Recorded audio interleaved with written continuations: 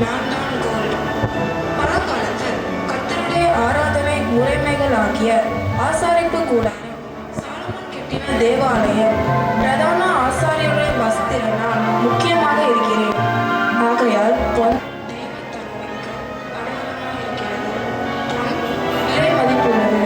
அதிகாரத்திற்கும் ராஜரீகத்திற்கும் அடையாளமாக காணப்படுகிறது.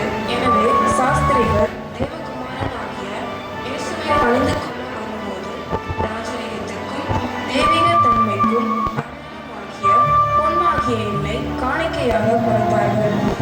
வெள்ளை கோலமாகிய நான் ஒரு நறுமண தைலம், ராஜாக்களையும் ஆசாரியர்களையும் அபிஷேகிக்க பயன்படுத்தப்படும் அபிஷேக தைலம். யூதர்களின் சரீரத்தை அடக்கம் பண்ண வெள்ளை கோலமாகிய என்னை கலந்த சுகந்த வர்க்கமாக பயன்படுத்தினார்கள்.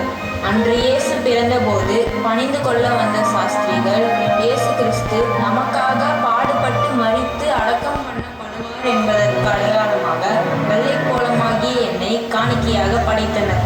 என் பெயர் தூபவர்க்கம். வாசனை திரவியங்களை நல்ல இனிமையான வாசனைக்காக நான் பயன்படுத்தப்படுகிறேன்.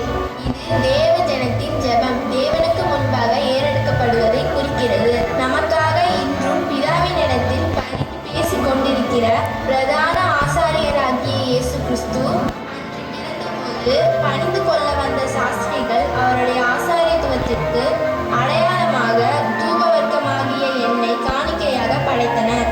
அநேகருடைய தேவைகளை சந்திக்கும் ஜீவ அப்பமாகிய இயேசுவை மற்றவர்களுக்கு கொடுக்க நீ ஆயத்தமா?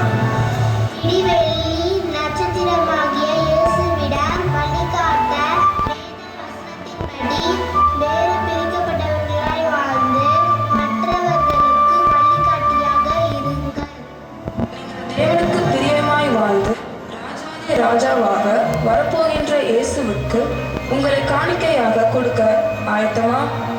ஜீவனையே உனக்காக தந்த இயேசுவுக்கு உன் ஆவி, ஆத்துமா, சரீரத்தை பரிசுத்தமாக அர்ப்பணித்து பணிந்து கொள்ள ஆயத்தமா? இப்போது நமக்கு